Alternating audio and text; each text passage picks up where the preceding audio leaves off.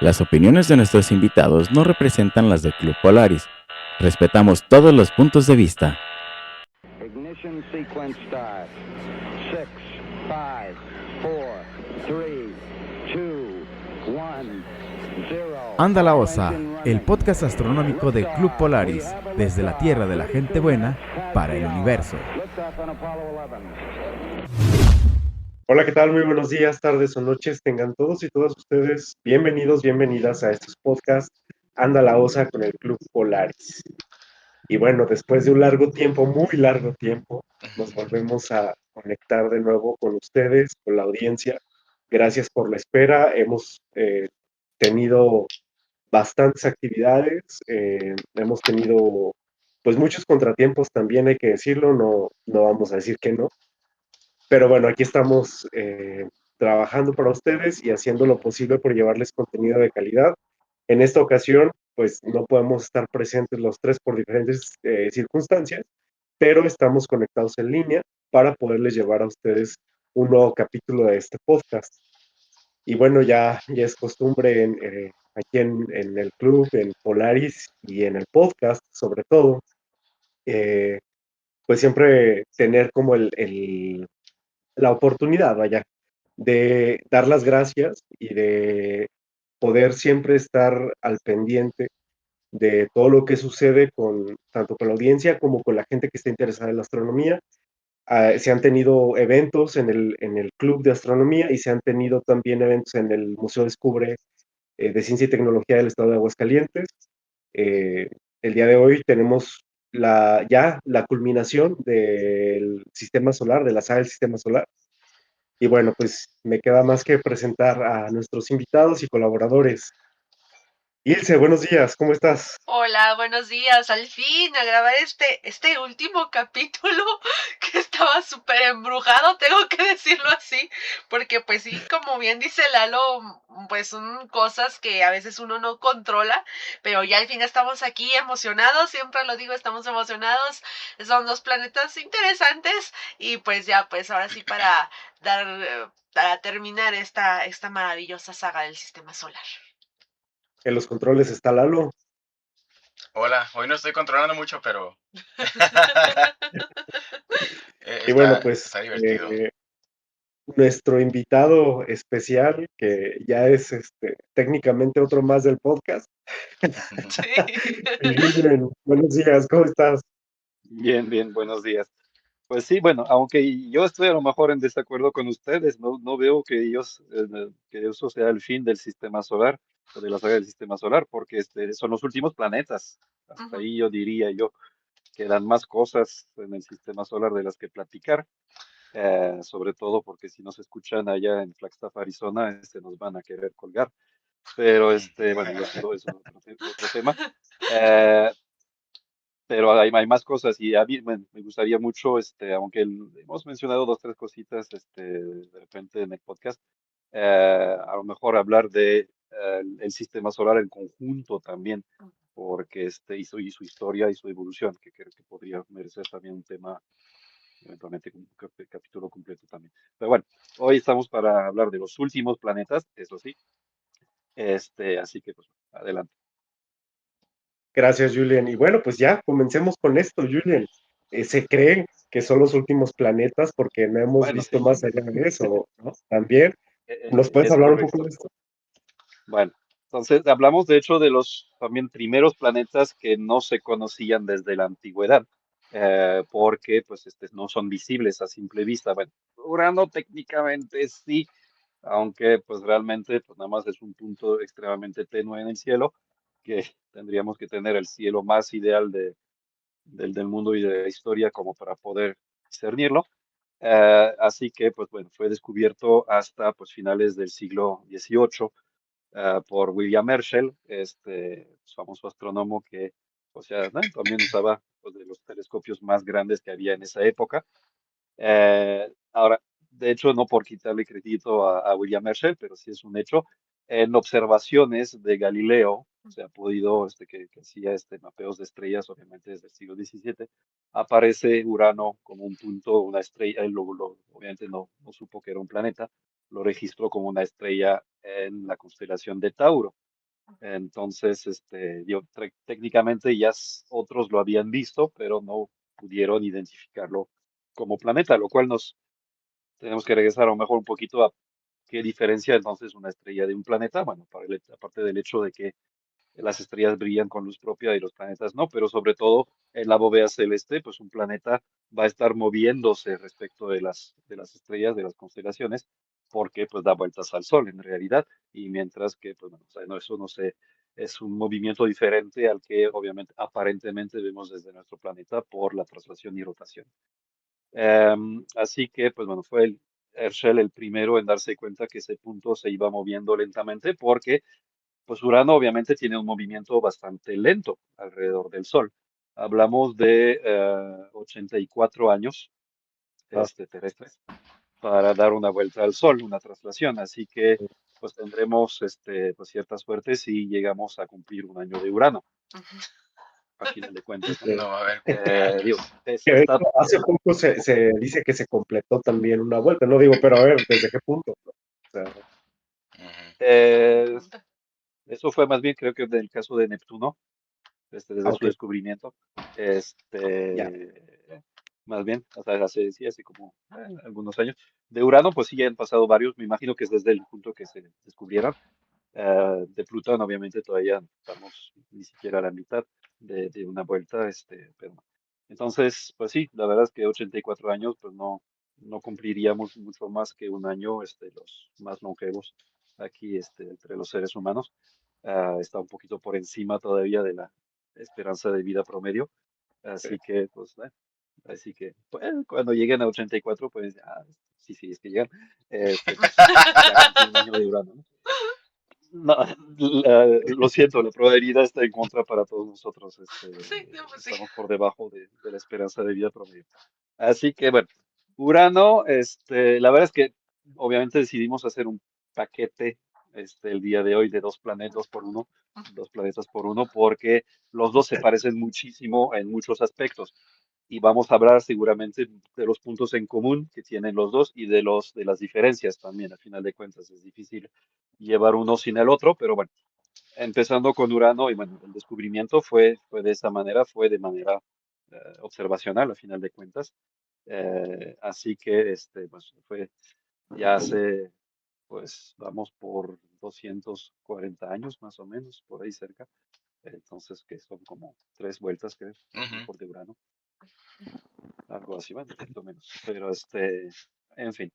Em, Ahora, ha habido, bueno, al principio, se empezaron a nombrar el planeta por, las estrellas de George, por el rey de Inglaterra, porque siempre hay que agradecer el patrocinador.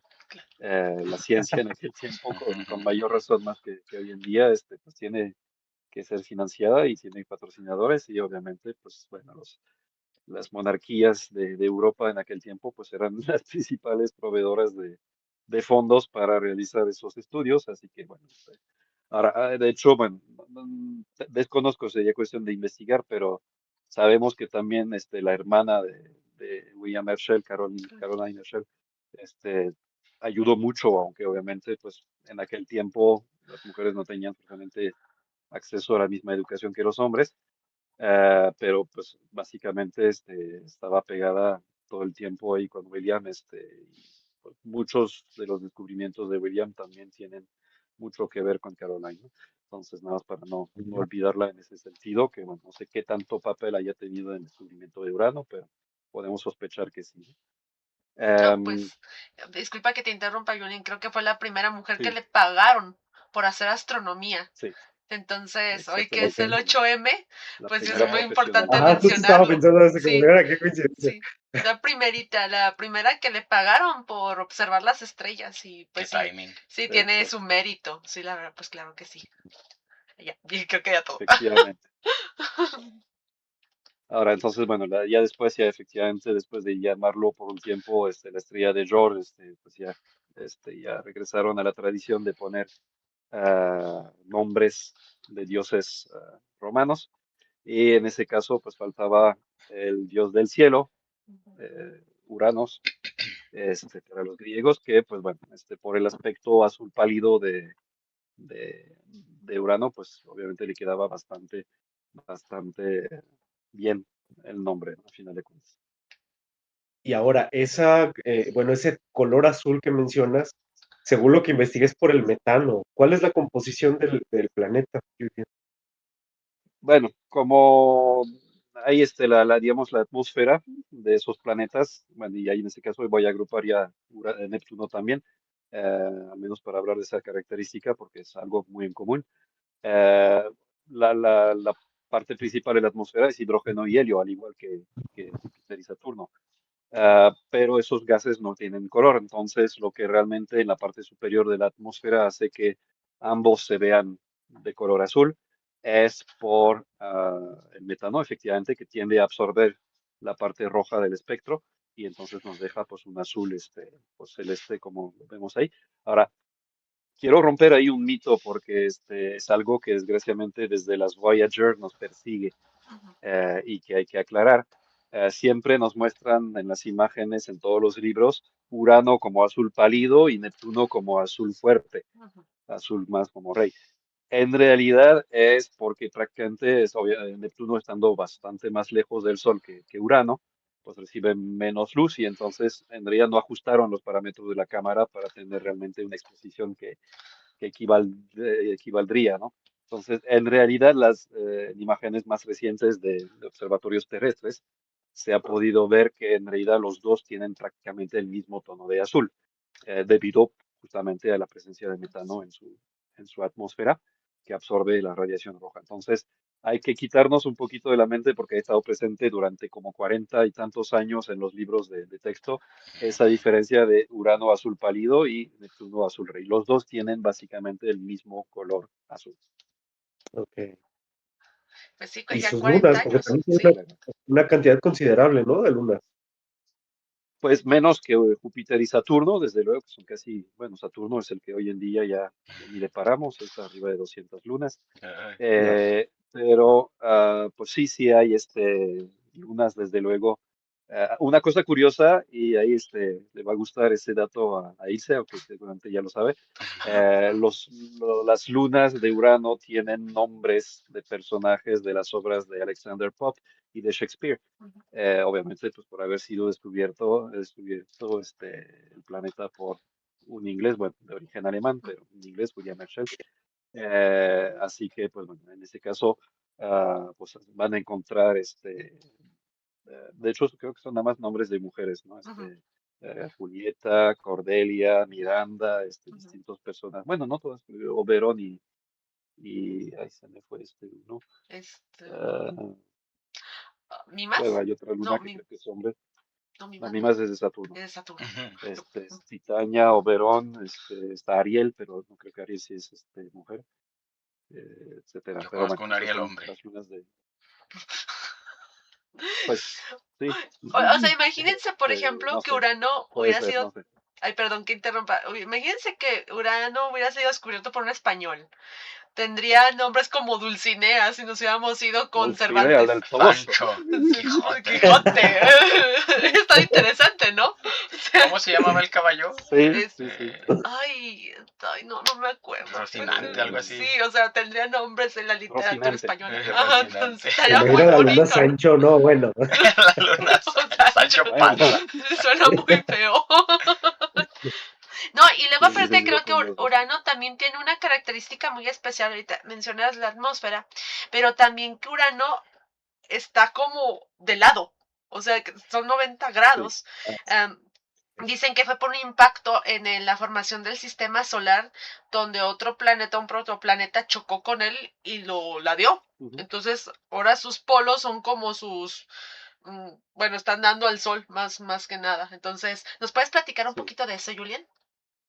Sí, entonces, bueno, básicamente si gira así como de costado, ah, 98 grados de inclinación significa que técnicamente si lo vemos de por encima, parecería girar, eso sí todavía muy inclinado, pero en dirección retrógrada.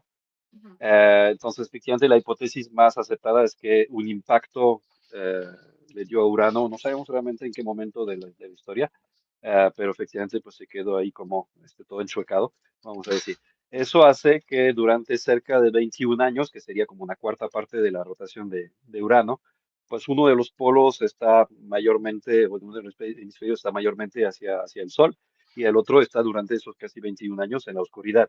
Después tenemos temporadas como de primavera y otoño, donde en este caso, pues la rotación de Urano es la que se va a encargar de distribuir la luz en ambos lados.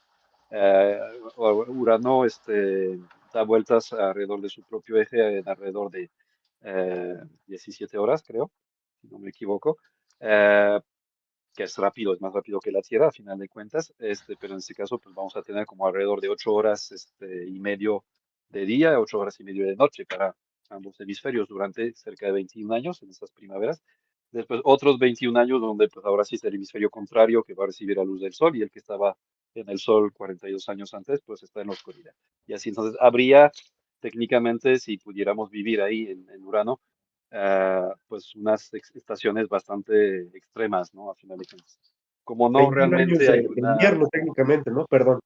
prácticamente, sí, y de oscuridad sobre todo, realmente. O Sí, sea, es sí, como sí, sí. estar casi en el polo equivocado en la Tierra, ¿no? Si están en Ajá. la Antártida, en el polo sur durante el mes de julio, o bueno, junio, julio, agosto, pues no van a ver la luz del sol durante todo ese rato, ¿no? O más incluso, casi 6 meses. Tendríamos Eso que es lo que emigrar. pasaría con. Sí, sí, no es un buen lugar para estar definitivamente. No, De no creo que noche te guste vivir solitos ahí. y en un frío congeladísimo. Entonces, pues ahí es cuando se registran las temperaturas más bajas que se han registrado en la historia de la Tierra, ¿no? Al final de cuentas. Ujú. Que bueno, también hablando de la temperatura de Urano, son menos 214 grados centígrados en altitud, ¿no? Algo así. Sí, la capa superior de la atmósfera pues anda entre 200 215 bajo cero, dependiendo justamente de esas estaciones, son las variaciones que vamos a tener, pero es muy, muy frío, obviamente. Sí. De ahí que también, bueno, tanto Urano y Neptuno los estamos clasificando hoy en día ya no como gigantes gaseosos, sino como gigantes congelados. Ahí aún nada más hay que tener un poquito de cuidado. Congelados o sea, es lo que en este caso en inglés ices, en plural, Pues es hielos congelado, sino secos, de hielo. Ajá. eh, significa más como sustancias volátiles que realmente algo forzosamente sólido como lo que Ajá. Es imaginamos, ¿no? como un icy. Entonces, puede ser quizás. eh, pero bueno, hablamos de que estarían, pues ya en un estado difícil de saber, porque la verdad es que las ecuaciones de estado cambian mucho con la presión, de esos fluidos. eh, y obviamente a medida que nos vamos metiendo al planeta hay un poquito más de calor interno, y la temperatura sube, pero de hecho, bueno, ahí hay una diferencia entre los dos. Urano, curiosamente, emite calor, mucho menos calor interno, que sí 2.5 veces menos que Neptuno, que es un dato pues, bastante curioso porque se esperaría lo contrario, siendo que Neptuno está más lejos del Sol Oh. que Urano. Entonces, obviamente sí, Neptuno en su superficie está más frío, pero si vemos el calor interno que irradian los dos planetas, Neptuno irradia mucho más que Neptuno. No, Por... perdón. Eh, Neptuno Sí. irradia mucho más que Urano, perdón. Y, Urano irradia más que Neptuno. Pero ¿por qué no, crees lo que sea, contrario. por qué crees que sea Eh, esto? Yo había leído hace mucho que era porque ajá. cambiaron las posiciones en el sistema solar.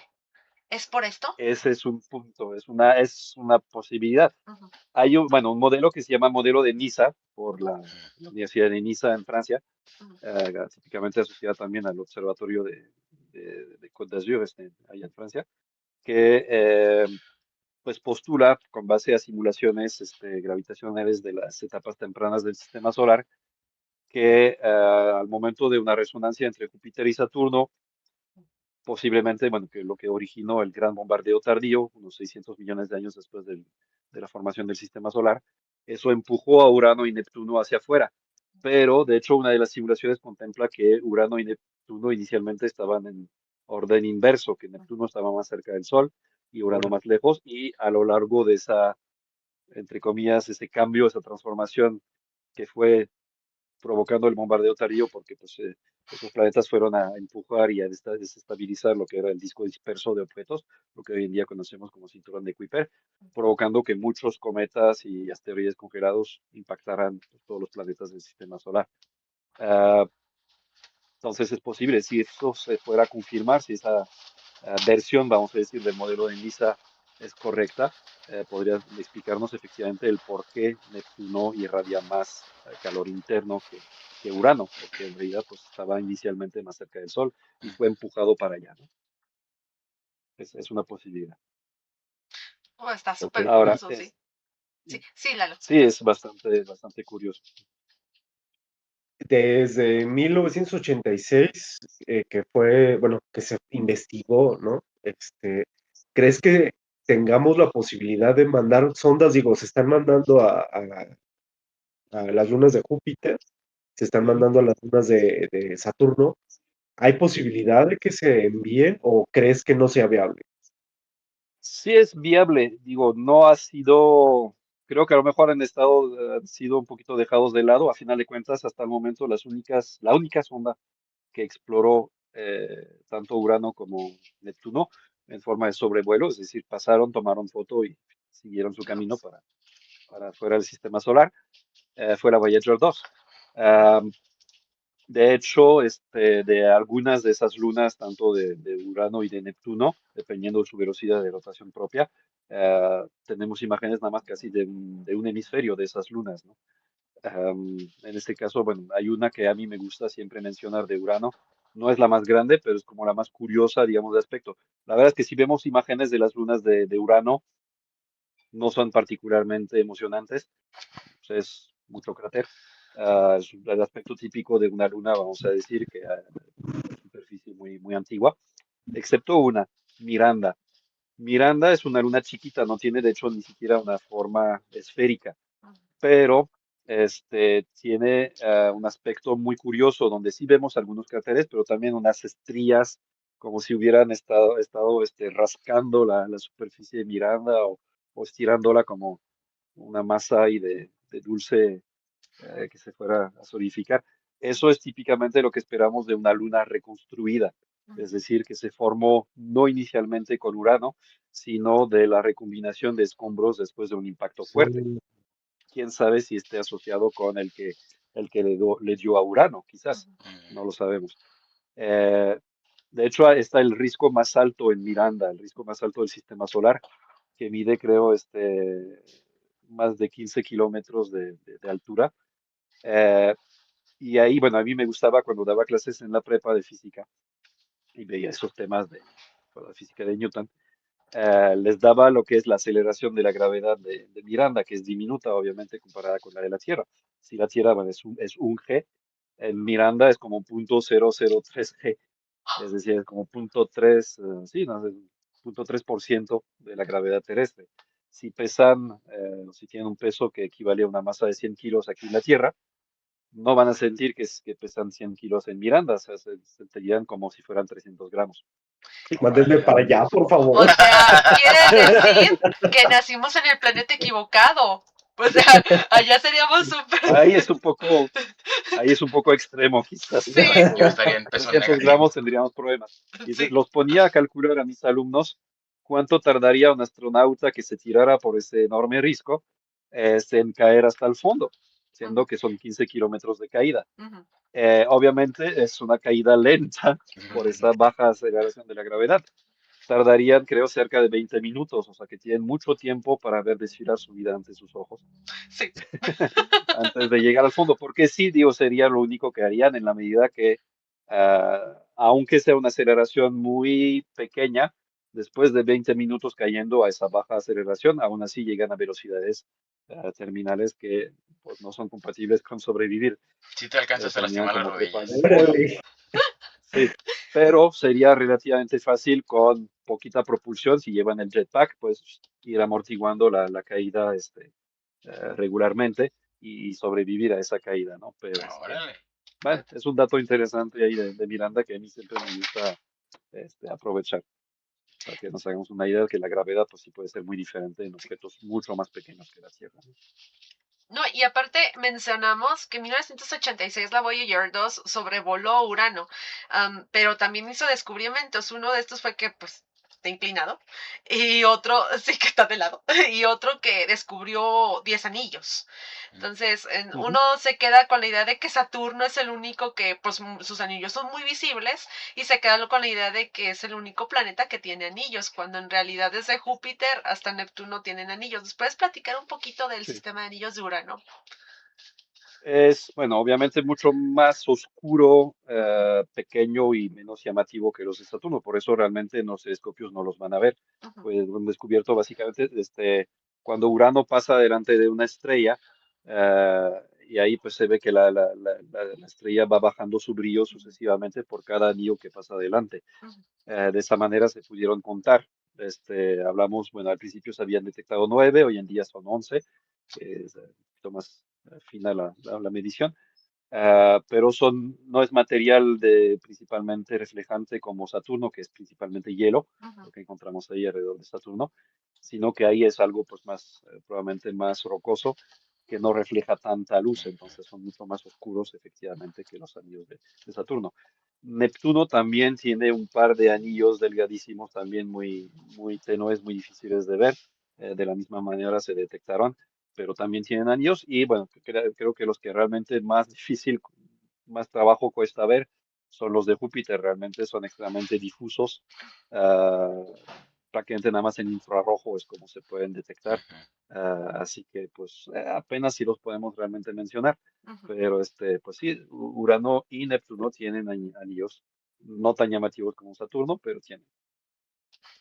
No, ves que Entonces, Júpiter vaya, más tiene como minifalda, ¿no? Porque está bien casi, sí, sí, Dices, mira, algo está así. gordito y tiene su faldita. Trae tutú. Trae tutú, porque creo que en esta foto famosísima del James Webb se ve apenas los anillos de Sí. Júpiter. Pero sí es cierto, dices, trae como minifalda. ¿Y en qué tipo De de hecho, luz está la foto? Creo que está infrarrojo. ¿Sí? Ajá. ¿No está en si rayos hablamos de X? anillos, de hecho, hay un asteroide que se conoce que tiene anillos, que se llama Chariclo, Mm, y hay, bueno, Haumea, también se ha podido detectar que tiene, el planeta enano Haumea, tiene anillos también. Entonces, Ay, ¿por qué la gracias a Tierra su no tiene? forma muy alargada, que hace que pues ese plano gravitacional es muy fuerte y se haya mantenido anillos muy bien ahí, ¿no? La Tierra, pues, casi tiene anillos en la medida que tenemos tantos satélites ahí que Yo estaba pensando está El formando. también Starlink, ¿qué en- más basura quieres? espacial. Los Starlink todos sí, alineaditos. Así todos es más como una bola de escombros alrededor, pero sí tiene, a lo mejor a mayor distancia, casi un cinturón de satélites geoestacionarios, que esos están todos en el ecuador del planeta y van dando vueltas a la misma velocidad alrededor de la Tierra que la Tierra alrededor de su eje, ¿no? Por eso se mantienen estacionarios. pues, Órale. ajá. Ahora, Este, perdón, Julián, sí, ibas a decir algo. adelante, adelante. No, no, adelante. Iba a hacer la comparación, digo, porque, bueno, pasando un poquito a Neptuno, ya no fue mediante observación directa su descubrimiento, sino mediante cálculos matemáticos. Así es. Eso, bueno, Newton empezó un legado que duró durante siglos, ¿no? Y tiempo después de Newton, pues muchos matemáticos empezaron a usar estas ecuaciones para ver qué se podía hacer. Uno de ellos es que es muy famoso, que es Pierre-Simon Laplace. Escribió, no sé cuál, creo que son 37 volúmenes del Tratado de Órale. Mecánica Celeste, muy completo. No, bueno, no lo escribió solo, pero bueno, entre ellos ahí había un tal Bouvard, también otro francés, que desarrolla una parte de sus volúmenes que habla de la teoría de la perturbación. Es decir, que si tenemos, digo, la mecánica de Newton funciona muy bien si tenemos dos objetos. Ahí sí se puede terminar en el caso general, felizmente, sin ningún problema. Si agregamos un tercer cuerpo, empezamos a tener algunos problemas porque los tres empiezan a interactuar los unos con los otros gravitacionalmente. Hay casos que se simplifican donde pues hay dos objetos más masivos y un tercero menos, etcétera. La idea de Bouvard fue que, bueno, si tenemos dos objetos que tienen un cierto movimiento, y hay un tercero que esté por ahí, que no hayamos, por ejemplo, detectado, pues va a perturbar la órbita de alguno de esos. Y con esas perturbaciones, pues podemos hacer como una especie de ingeniería inversa y decir, esas perturbaciones son provocadas por algún tercer objeto que está ahí y tratar de determinar dónde estaría. Y el primero en tener, bueno, de tratar de hacer eso observando perturbaciones en la órbita de Urano, que obviamente se fue estudiando a partir de su descubrimiento, fue John Couch Adams, un británico, y trató de, a partir de ahí, calcular la posición donde estaría ese objeto que estaría perturbando el movimiento de Urano. Desgraciadamente, bueno, ahí redujo el campo a observar en alrededor de unos 10 grados de diámetro. 10 grados, a lo mejor no suena mucho, pero típicamente en el ocular de un telescopio vamos a tener cerca de 1 grado, ¿no? Dependiendo del aumento que estamos usando. Entonces, en un círculo de 10 grados de diámetro vamos a tener como 100 campos de esos que examinar para buscar el planeta. Es mucho y no se ve. Hasta que otro matemático, en este caso francés, Urbain Le Verrier, retomando esa misma idea, hizo cálculos más precisos y pudo reducir el tamaño a 1 grado, lo que cabe perfectamente en el telescopio. Entonces, mando esas coordenadas donde debería estar el supuesto planeta a Johann Galle, que estaba en Alemania, en el Observatorio de Berlín, y Galle observó ahí y efectivamente a lo largo de varias noches sucesivas se notó que había un punto que iba moviéndose lentamente respecto del fondo de estrellas, otro planeta. Entonces, Neptuno fue descubierto de esa manera, el primer planeta descubierto primero por el cálculo, por la teoría de Newton, a final de cuentas, y aplicando cálculo, y después confirmando la observación en 1846. Entonces, creo que por ahí sí, justamente si suman el periodo de Neptuno, que es alrededor de 164 años, pues sí, ya cumplió un año de Neptuno desde que se descubrió, ya hace algunos años, pero pues apenas, ¿no? Uno y cachito apenas. Así que pues fue un gran triunfo. Obviamente los científicos están tan felices cuando predicen algo y ¡paf! Le atinan, ¿no? Eh, que no hay que confiarse, porque por ejemplo, Urbain Le Verrier después se confió. Encontraron después que también había perturbaciones en el movimiento de Mercurio. Y Urbain Le Verrier dijo, ah, sí, esa ya me la sé. Debe haber otro objeto más cercano al Sol, que no podemos ver porque está muy cerca del Sol, que perturbe el movimiento de Mercurio. Y entonces empezaron a hacer cálculos y trataron de observarlo y nunca apareció el planeta. Hasta ya le tenían el nombre listo, que se llama Vulcano, por el dios de las forjas, Hephaistos para los griegos. eh, no por nada que ver con Star Trek, Spock, ¿no? Nada que ver con eso, pero lo iban a llevar Vulcano por, obviamente, el calor abrasador que seguramente debería de estar existiendo en ese supuesto planeta. En realidad resulta que es algo que la teoría de Newton no puede explicar porque es consecuencia de la relatividad de Einstein. Eh, tiene bueno, el perihelio de Mercurio va desfasándose lentamente, cosa que pues a un ritmo mayor que lo que predecía la teoría de Newton, y lo que faltaba era la de Einstein, ¿no? Que obviamente pues estábamos todavía muy antes de tiempo. Entonces, Mercurio, ese cambio en la precesión, digamos, en el perihelio que tiene Mercurio, que se va desfasando lentamente, no se podía solamente explicar con la teoría de Newton, tenía que complementarse con la de Einstein para explicar ese desfase. De hecho, cuando ya se publicó la relatividad y que empezaron a hacer cálculos, se ajustó perfectamente a lo que justamente faltaba para explicar el movimiento de Mercurio. O sea que no truqueó Einstein los datos para que diera buen resultado para Mercurio, sino que realmente, puf, eso es lo que faltaba. Y ya con eso ya tenemos la explicación de qué faltaba, ¿no? Para explicar el movimiento de Mercurio. Así que no hay que confiarse, no todo se puede explicar con la teoría de Newton. Y aparte, pues bueno, la verdad es que en ese caso la teoría de perturbación funcionaba relativamente bien cuando tenemos ese tipo de cosas, pero también bueno, se vuelve mucho más complicado cuando tenemos objetos que están a distancias similares y con masas similares. Lo cual, bueno, al principio del podcast de hoy dijeron que hasta donde sabemos son los últimos planetas. Esa misma teoría de perturbación se está usando en la actualidad, en particular en un equipo dirigido por Mike Brown, que es muy famoso porque es quien descubrió Eris, quien descubrió, bueno, a Umea, aunque le robaron el descubrimiento. eh, También descubrió a Makemake y muchos objetos transneptunianos, ¿no? Orcus y muchos otros, Sedna. Y justamente observando las órbitas de todos esos objetos transneptunianos, parece que hay una cierta, ah, pues digamos, posibilidad de que tienen ciertas perturbaciones que serían coherentes con la presencia de un noveno planeta, Planet Nine, como lo llaman. Todavía no tiene nombre, hasta que lo descubramos realmente, Nibiru. que podría estar muy lejos. Este, ah, tardaría probablemente cerca de 10.000 años en dar la vuelta al Sol, que es, pues, Plutón para comparación, son 248 años y medio. Sedna creo que, bueno, es el que más se acercaría, pero aún así son como milenios, ¿no? Pero 10.000 años, pues hablamos, por eso obviamente no lo hemos encontrado todavía, si es que existe, pero se está buscando activamente.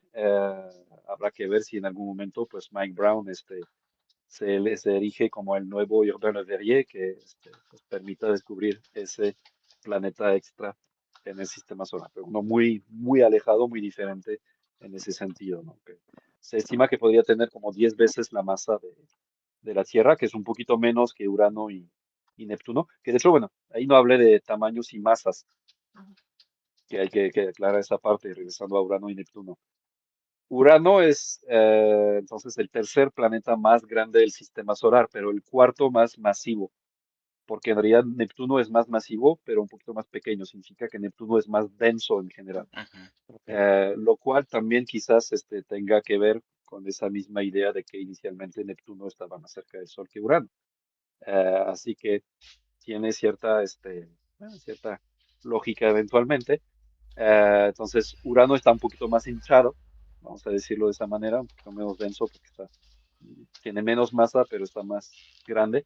Y Neptuno está más un poquito encogido, digamos, contraído, eh, por- porque está en un lugar obviamente ya más frío hoy en día, digamos, del sistema solar, ¿no? Sí, pues la temperatura ronda en 200, menos 218 grados centígrados, la más baja.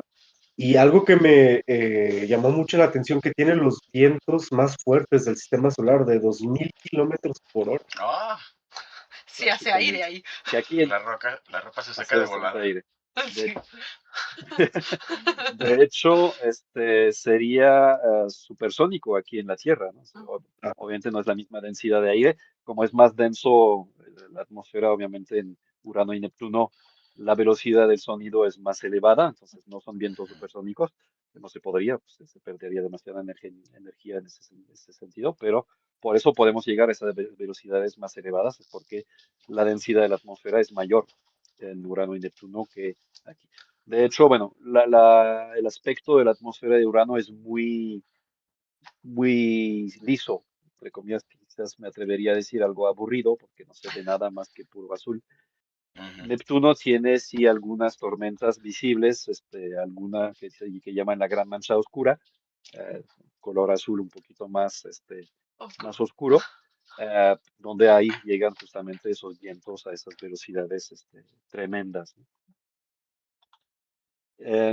Y bueno, bueno, si hablamos un poquito de las lunas de Urano, de Mirana en particular, pero bueno, eh, Neptuno también tiene unas lunas interesantes, se le conoce creo alrededor de 14 o por ahí lunas a Neptuno, pero hay una en particular que a mí me llama particularmente la atención, y no solamente a mí. Uno, porque es grande, bueno, relativamente grande, que se llama Tritón, esa luna.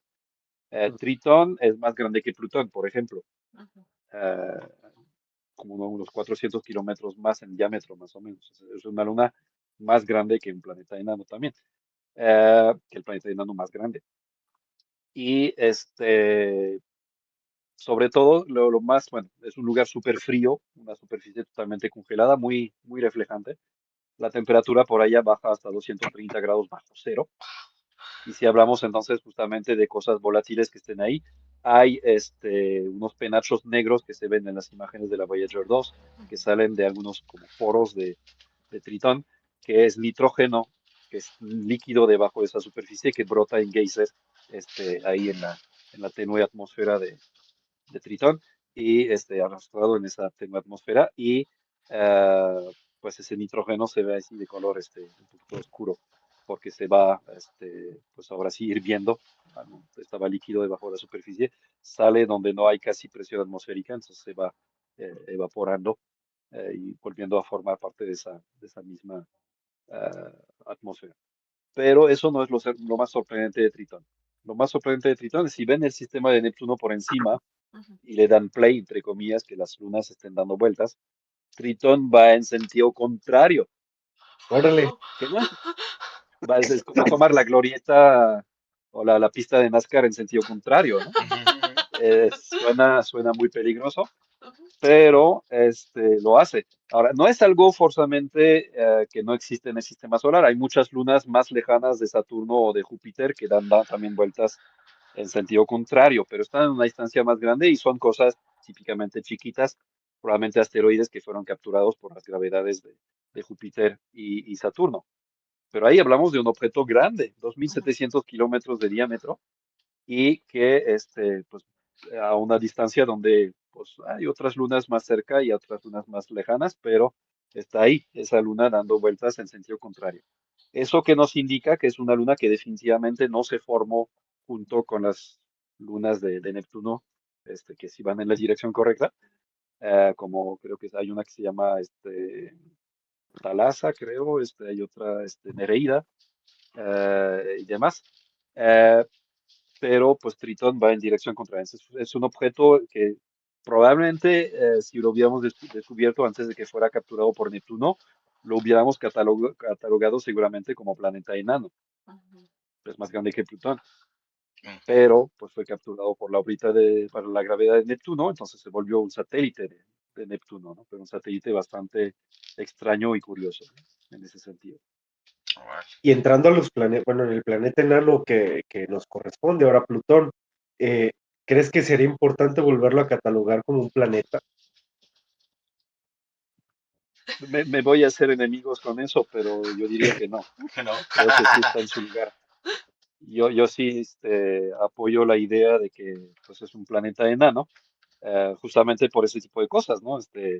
Son cosas que pueden ser capturados por planetas más grandes como Neptuno, que están, de hecho, todos esos objetos transneptunianos, aunque los cuatro que son planetas enanos, ya sea Eris, Makemake, Haumea y Plutón, están en una zona de influencia gravitacional de Neptuno.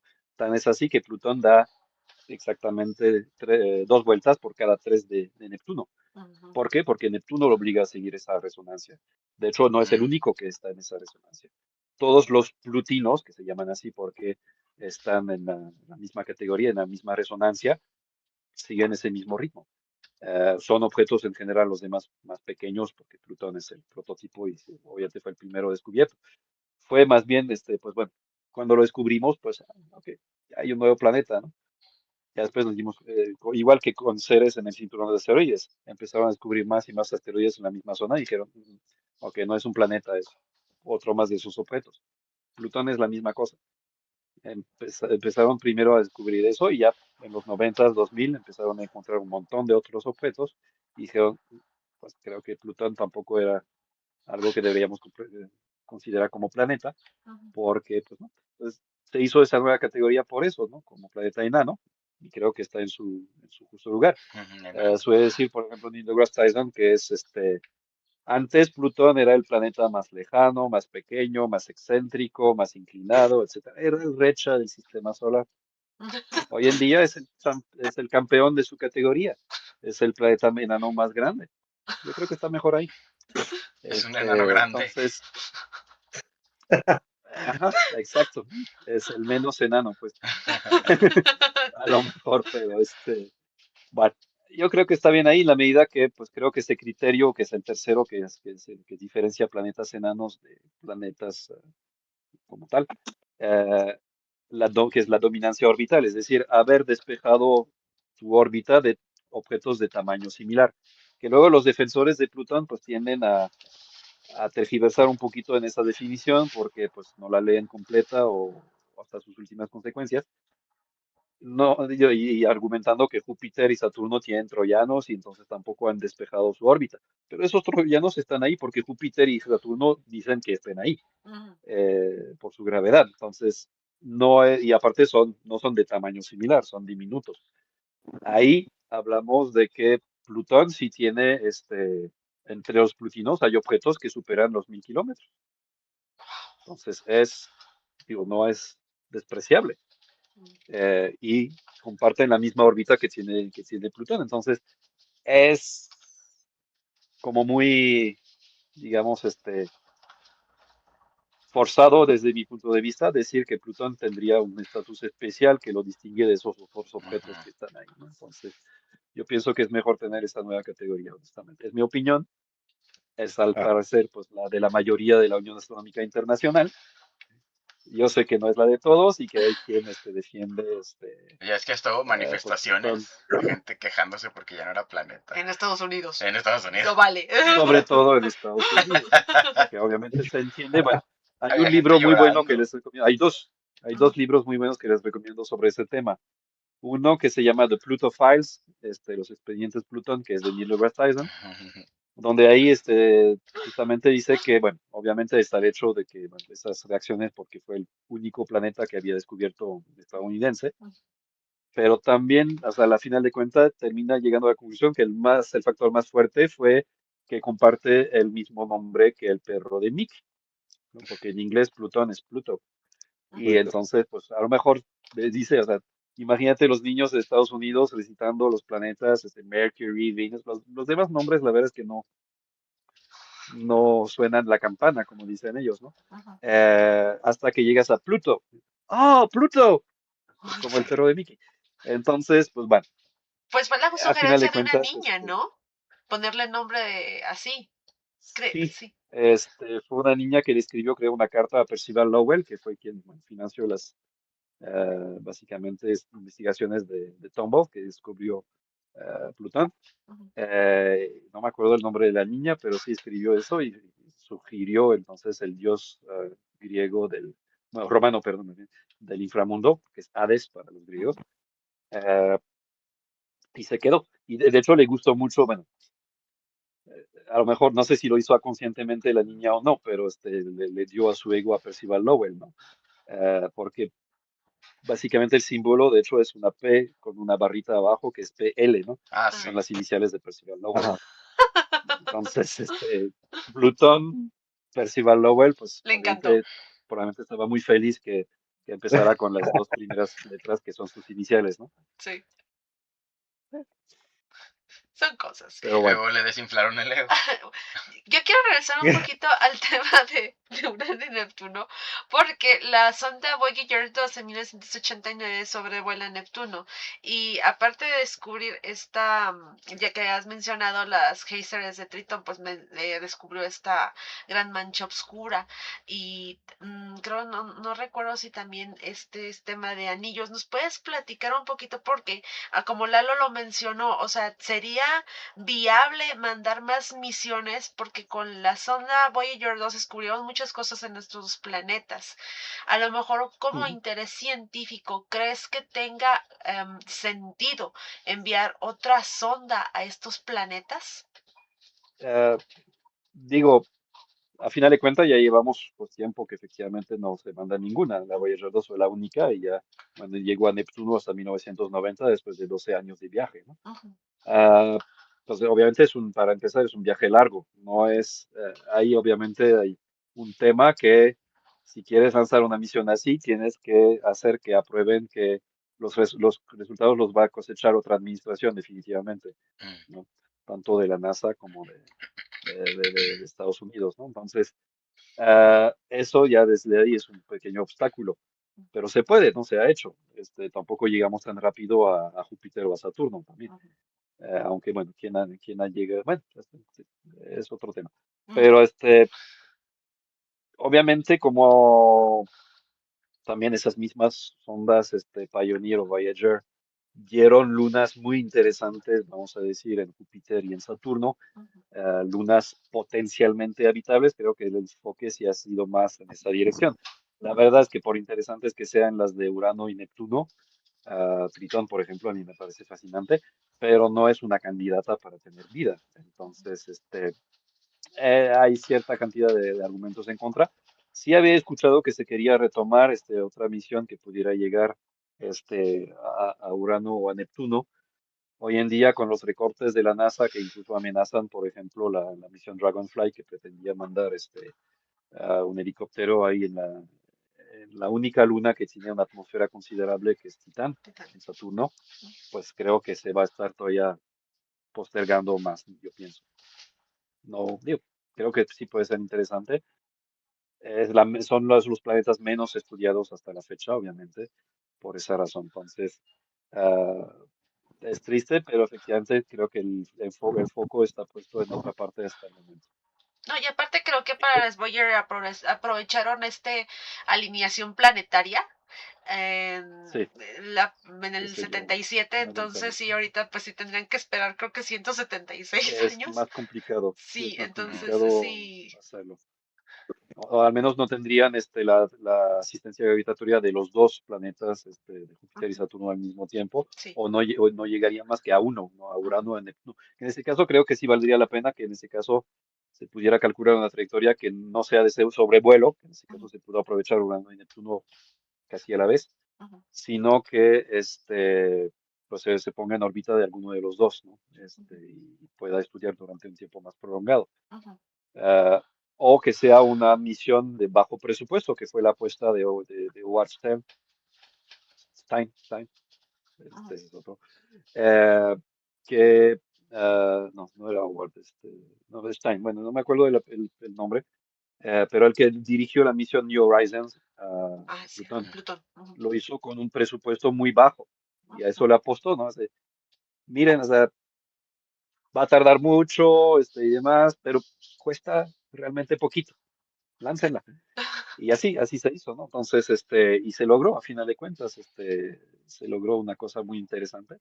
Que llevaba, Así que, creo, perdón que te interrumpa, Julián, llevaba creo que una porción de las cenizas del descubridor de el Plutón. descubridor de Clayton, Y creo también tomó esta foto maravillosa, súper famosa, creo, no Trae recuerdo. unos Legos, ¿no? Sí, traía uno, no, esa es creo es Juno, que traía un Lego de sí, Zeus, Juno tiene Juno, Ah, Lego sí, ajá, Juno. sí, cierto. y de De Legal. Galileo.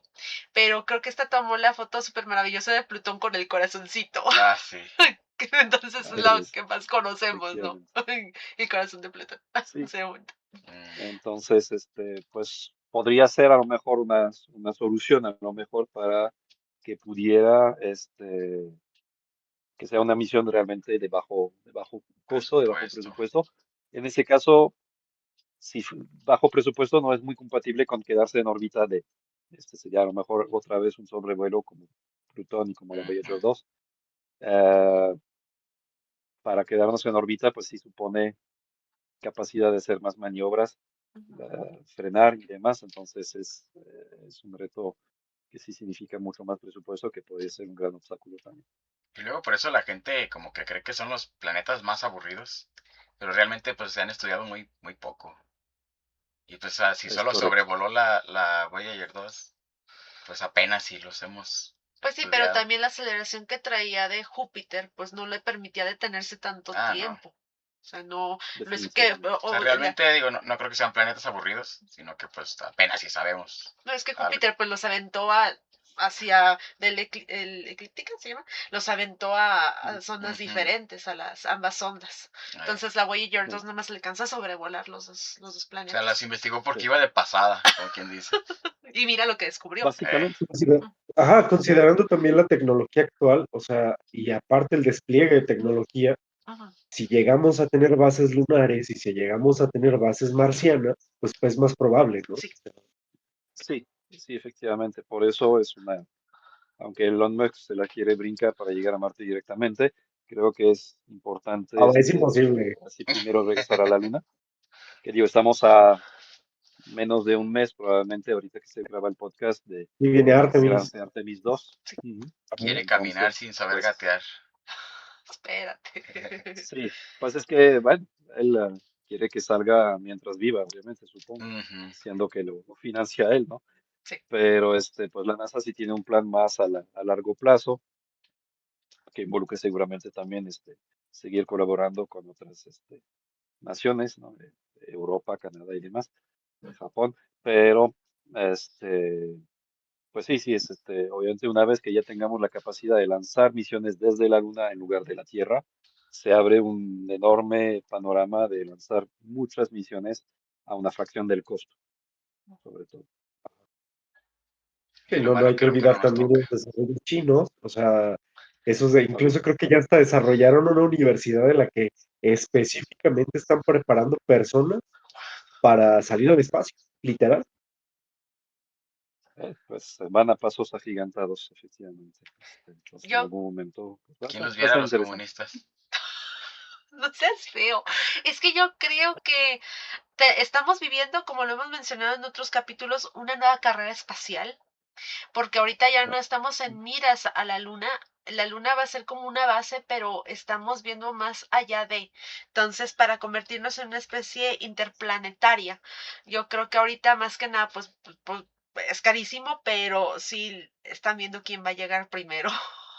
Y a Claro, quedarse. y quedarse. También, Entonces, demostrar que se puede, y sí, China está metiéndole mucho dinero, y tú dirías, China hace 30 años, dirías, China, ¿en serio? No, pero ahí está, es que creo que se abandonó mucho toda esta carrera y pues le dieron oportunidad a otros países de poder Pues creo que también la desarrollarse. India, ¿no? La La India India, también está muy... Japón, entonces dices, ¿Japón? ¿Por qué sí, Japón? Pero no, sí, nunca hay que menospreciar ni hacer menos a los Y demás, creo. México va para atrás. Ay, sí, ay, no digas. Ay, no, qué triste, ¿no? Híjole, es que sí.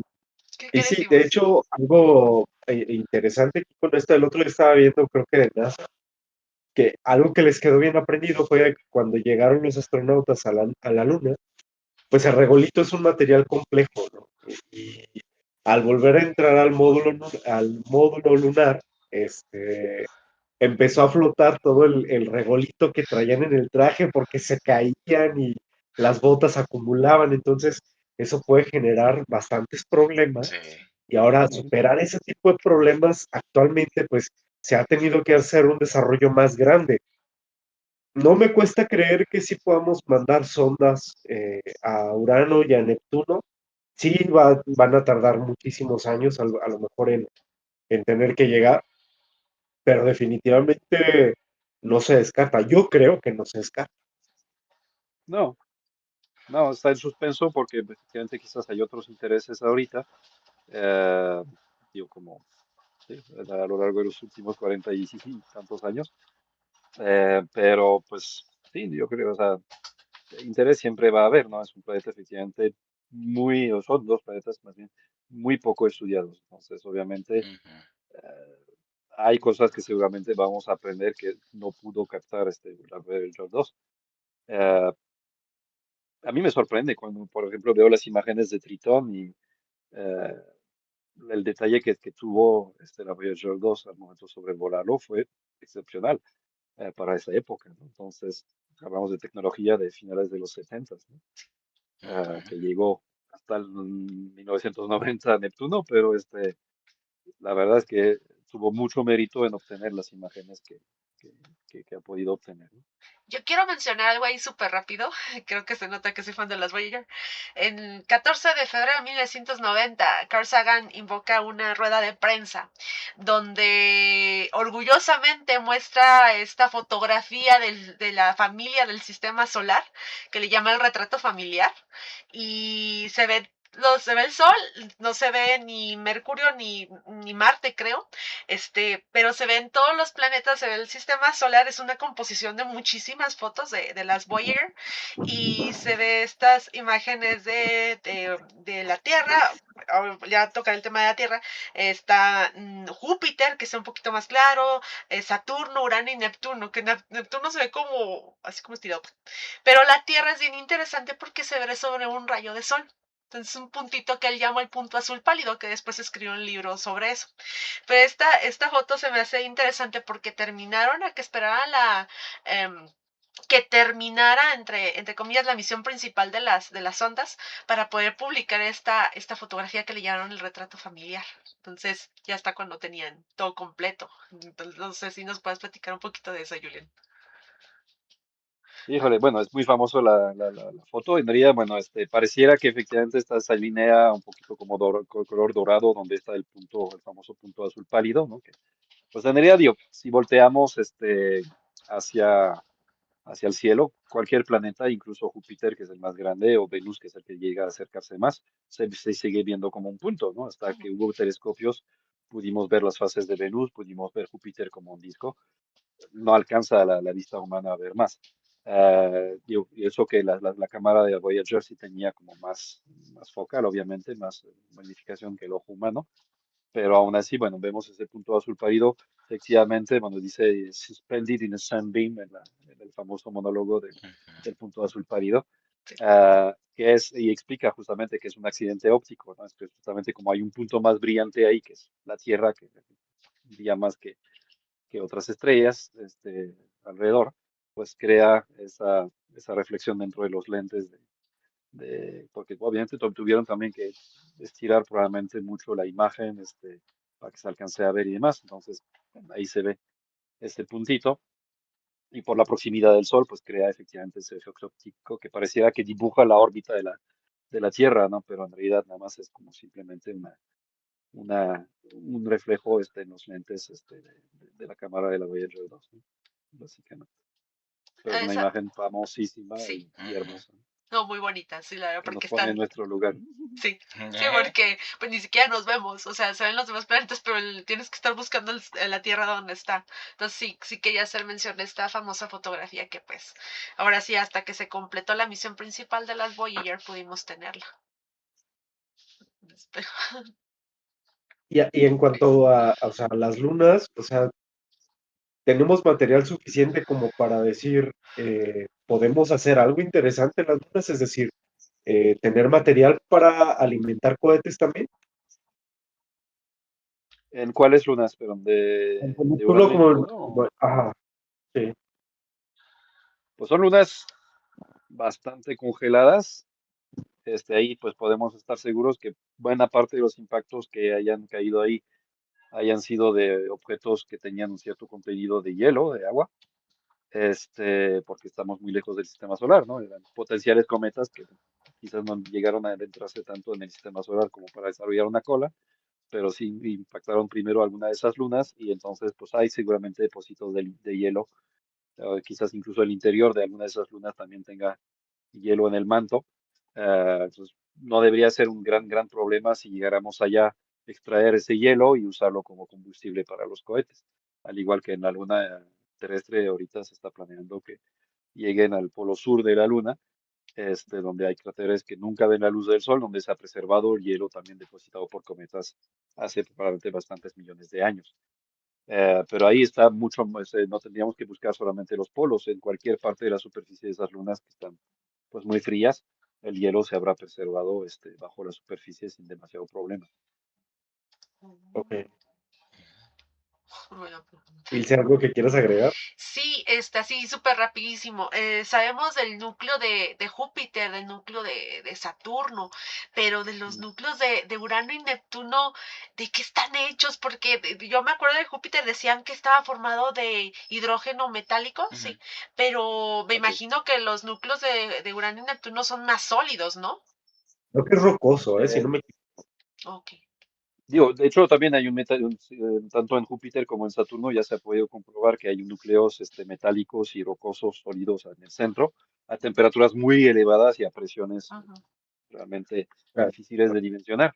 Pero en el caso, bueno, y de hecho lo que mencionas, Ilse, es ese hidrógeno líquido que llamamos metálico en el sentido que se comporta como conductor eléctrico, es ujú, decir, los electrones se pueden mover libremente como si fuera un metal, y entonces conduce la electricidad. Eso le da el potente campo magnético que tienen tanto Júpiter como Saturno. También hay campo magnético en Urano y Neptuno, pero probablemente por una razón diferente. ujú, A mayores presiones, pues bueno, la presión y la temperatura empieza a romper moléculas tanto de agua como de metano. De hecho, en ambos lugares, tanto en Neptuno y en Urano. Neptuno, eh, perdón, Urano y no Neptuno. sé cuál es, tanto en Urano como en Neptuno, la presión llega a ese punto donde se rompe la molécula de metano y entonces tenemos hidrógeno, que ese no le va a pasar gran cosa, pero tenemos Sí. carbono. que ese carbón a alta presión pues, se va a transformar en una estructura cristalina más eficiente que conocemos bien, que se llama diamante. Ahora, no piensen que van a llegar ahí con unas redes a Urano y Neptuno a recolectar diamantes. No se va a poder. Bueno, la propia red quedaría destruida, pero sobre todo no son diamantes, a con lo que vale, si hablamos de joyas, es que sea el más grande, el cristal más grande posible, ¿no? El Ujú. cristal unido, o sea, la misma estructura cristalina de un gran tamaño. Eso no sucede ahí, son probablemente migajitas, nano diamantes que estén por ahí, lloviendo, Como polvos de tanto diamante. en Urano y Neptuno, polvo de diamante, para recordar a Yoga. Ahora sí, ¿qué te Este, dijeron? entonces no, digo, eso se puede hacer en laboratorio también, no cuesta demasiado. No tiene interés para la joyería, sino más para aplicaciones más técnicas, bueno, pues ya saben, las cabezas de las perforadoras Ujú. que perforan para petróleo, para las minas y Las demás, Por eso herramientas. con usar. las que cortan El el vidrio, vidrio para las ventanas tienen así como, diamante. Ajá. dicen que son de Sí, diamante, pero yo dije, ay, ¿a poco eso cuesta 100 pesos? Pero no, más bien tiene polvito. sí, pues es que eso es, o sea, lo que le da el valor al diamante es el tamaño, al final de Ujú. cuentas. Eh, y eso, para eso necesitas un tiempo de enfriamiento muy lento, Ujú. para que vayan creciendo de manera bien estructurada esos cristales. Si se enfría demasiado rápido, pues vas a tener un montón de migajitas, como pues el hielo, ¿no? A final de cuentas. Ujú. Si lo enfrías muy lento, puedes tener un bloque de hielo pues, bastante grande. Si no, pues vas a tener escarcha, Ujú. básicamente. Esa es la misma idea. Entonces, pues hay diamante ahí y también se puede romper la molécula de agua. Entonces, dentro de la propia agua que esté ahí, que está en un estado bastante raro, ¿no? Cuando estamos a alta presión y alta temperatura, la mayoría de las sustancias están en un estado que llamamos supercrítico, porque básicamente es donde se desvanece la frontera entre líquido y gas. Entonces, tienes un fluido que tiene características al mismo tiempo de gas y de líquido. Y ahí dentro de ese fluido supercrítico de agua en particular, hay también iones de hidrógeno y iones de oxígeno, que básicamente se rompió la molécula de agua. Y esos iones con esas cargas eléctricas son las que actúan como conductor alrededor del núcleo de Urano y Neptuno, creando el campo magnético menos fuerte, obviamente, que el que tiene Júpiter y Saturno, pero pues, probablemente más intenso que el de la Tierra, ¿no? En particular. Ujú. Oye, Julián, y ahorita que me ocurre de eso el campo magnético, las auroras de Urano y Neptuno, porque pues aquí las vemos de cierto color, las vemos en cierto lado, por ejemplo en Urano pues ahí podemos ver cómo están sus polos, porque pues están inclinados. ¿Nos puedes Sí, en platicar Urano en un particular. poquito de las auroras de estos dos planetas? Ah, digo, sí, o sea, efectivamente la cosa interesante es que de repente Urano tiene un polo completamente apuntado hacia el Sol, ¿no? Entonces Ujú. eso ya cambia mucho las cosas. Digo, tengo entendido que las auroras más como al estilo de Júpiter y de Saturno, en Urano y Neptuno probablemente, estarían más en el rango de ultravioleta. Mm, Entonces no forzosamente tan visibles pues visible. como para la vista humana, Ajá. pero sí existen. Entonces, ese sería como un poquito también el detalle. Ah, digo, son muy difíciles de ver porque pues, son muy lejanos, ¿no? Ujú. De hecho, si hablamos de telescopios que observan esos planetas, si buscan ustedes en un telescopio de aficionado Urano y Neptuno, van a batallar. Yo diría que no empiecen por ahí. Urano, pues bueno, sí lo he visto un par de veces, se ve un circulito azul chiquitito, Ay, qué sí se alcanza a notar que no es una estrella y así tenemos tomas de magnificación, pero no se ve realmente mucho detalle. cool. Y Neptuno creo que no he visto nada más una vez y nada más es un punto ahí, ¿no? O sea, realmente no vemos nada más. Y sí se ve que está azul, pero es casi lo único que alcanzamos a notar, ¿no? Ujú. Entonces es muy difícil. Ahora, obviamente Hubble pues ha tenido imágenes interesantes, tanto de Urano y Neptuno, pero no tiene forzosamente una magnificación también tan enorme Hubble. Y ha habido unas imágenes obtenidas de observatorios terrestres que usan óptica adaptativa, es decir, que contrarrestan, digamos, la perturbación atmosférica con pues cuando quizás hayan visto esas imágenes donde se ve un láser amarillo que dispara un observatorio hacia el cielo. Ah, Ujú. Eso es en realidad como para justamente medir esa perturbación atmosférica y corregir la imagen en tiempo casi real. Y con eso han obtenido imágenes que son más eh, nítidas y más detalladas que Hubble, ¿no? En particular. Entonces, puede Ok. ser también es la O sea, desde la Tierra es buena mucho manera. mejor que desde el espacio. no, y aparte, Curiosamente, bueno, sí usamos ese efecto de óptica Ajá, sí. refractiva para compensar, porque si no es complicado. Pero Pues de obviamente hecho, tenemos en espejos de Chile 10 metros en la Tierra. tienen como una cámara gigantesca, ¿no? O sea, que sí hace ese tipo de Está trabajo. bueno, el VLT, que son 4 observatorios con espejos de 10 metros, Ajá. el Very Large Telescope, porque pues ya saben, los astrónomos no tienen imaginación para los nombres. Es un telescopio muy grande, como lo llamamos, Very Large Telescope. Creo, creo que se El entiende la equipo idea. grande. Y están construyendo, ya creo que ya empezó la construcción, pero creo que se estima que para 2029 va a estar como operacional. Ahí también en Chile, por parte de los europeos, un telescopio que va a llegar a 39 metros de diámetro. Órale. Entonces, es un telescopio extremadamente grande, así que lo ujú. vamos a llamar Extremely Large Telescope. De Hitch.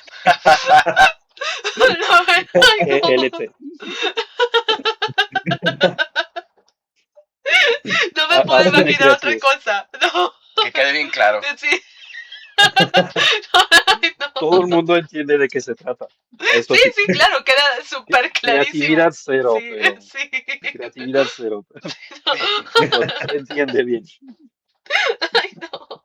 También hay unas fotos de James Webb, creo que fue el año pasado, que tomó de Urano y Neptuno, que se ven muy brillantes, se ve, por ejemplo, de Urano, ay, discúlpame, de Urano se ve muy claramente los anillos, el sistema de anillos, Ujú. Sí. y de Neptuno también se ven muy, no voy a decir nítidas porque se ven como muy brillantes, pero creo que son las mejores fotografías que hemos tenido de ambos planetas, por así decirlo. Es que esos anillos brillan en infrarrojo, pero no Ujú, brillan en luz visible, solamente la parte de luz visible es la que alcanzan a reflejar, lo poquito que alcanzan a ujú, reflejar de la luz del sol, que está muy lejos.